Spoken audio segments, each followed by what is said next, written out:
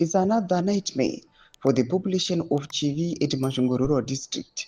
History is about to repeat itself at Tugimukosi Dam, where government plans to displace 13,000 villagers as development of the new dam area is about to take place under the new master plan. Sabana mashoko vanhu vachichema panguva ino kwaChivi aiwa nekuMasvingo vanoonekwa kunzi government panguva ino yoda kudisplace vanhu vanosvika 17,000, but panapa vanhu vakuti history is not repeating itself. Noda kuti back then kunoonekwa kunzi zvakamboitika again, but kunoonekwa kunzi vamwe vanhu vakatozofa vachionekwa kunzi vanga kushomeka chokudya chinovaringana pamwe chete nenzvimbo dzekugara awa dzakanga dziri conducive. Sambe namashoko vanhu vachiresista this plan. And was subscribe or like on the bell icon.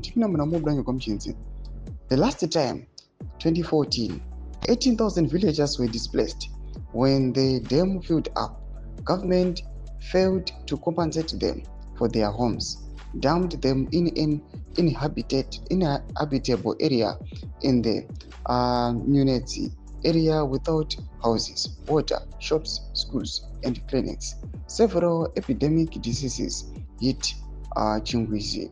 The program, which became known as Chingwizi Crisis, was and remains one of the worst in humanitarian disaster that this country ever saw. Today, government is saying that it has enough money to compensate those people it will evict, but the truth of the matter is that the financial situation of the state today is far worse than it was in 2014.